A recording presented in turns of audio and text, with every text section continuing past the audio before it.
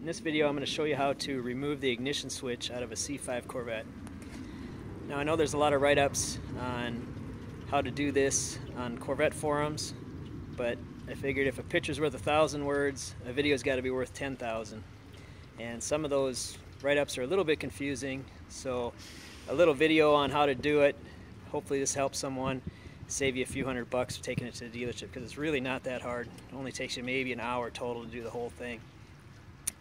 But first thing to do is, why would you take your ignition switch out? Well, if you ever had a problem with your car starting sometimes, not starting other times, the problem could be your switch. In my case, I had some asshole try to steal the car a couple years ago, and he damaged the ignition cylinder.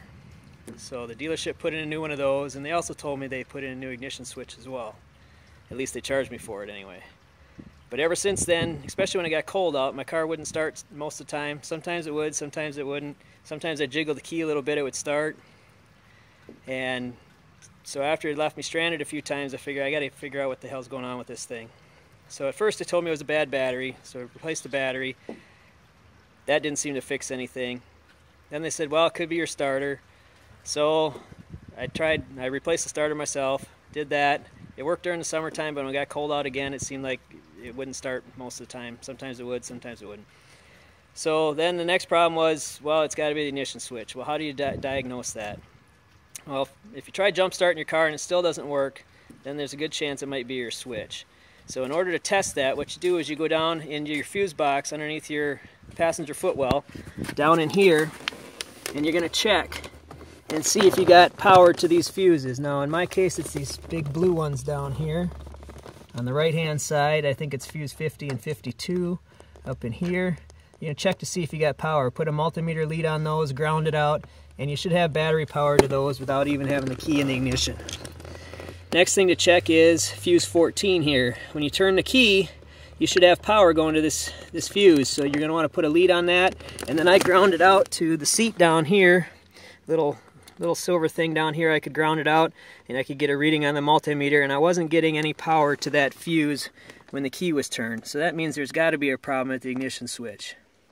Now if you are ever stranded somewhere and your car won't start, a little trick I did learn from some guys on the forums is, if you get into your theft deterrent relay, it's right up here above your BCM, and if you touch the red and the purple wires together, or take a piece of wire or a paper clip or something and touch that red and purple wire together, your starter will spin. And if it does, that means your battery is good and your starter is good. And while that's spinning, you can reach up and turn the key quick, or have someone turn the key, and your car should start. And that should hopefully save you from a towing bill and at least get you home, and you can start working on your switch. So now I'm going to show you how to remove that switch. And you have to go over to your driver's side,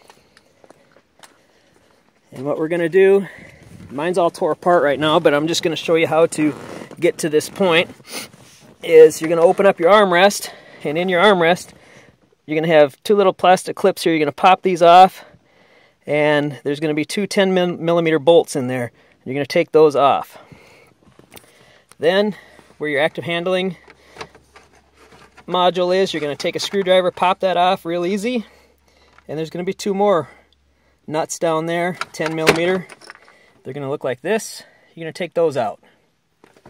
Then up by your cigarette lighter, there's going to be a torque screw. You need a special little torque screwdriver. And then you're going to take your ashtray out, and there's another screw behind that. And then over by your ignition, by your key, there's a little plastic piece that's in here. You're going to pop that out, and there's another little screw that comes in there. You're going to take that off as well. And then you'll be able to lift this whole big middle center console out. If you have an automatic, you might have to put your car into gear, second gear, something like that, to get this to pop around your shifter a little bit easier. Then you're going to work on your kick panel down here by where your knees are. You're going to come over to the left-hand side, and where your trunk release is, you're going to take a screwdriver, pop that out, and there's another little screw there, and you're going to unscrew that. And then you're going to have to get on your back and go down on the floor here, and at the bottom of this kick panel, there's two more screws up in there. One kind of by where the brake is, one kind of by where the gas pedal is. You're going to take those screws out there, and then real gently let this hang into place. Now, in this spot right here, you're going to have 2 bolts, and you're going to take those out, and that's where your ignition switch is. It's right here.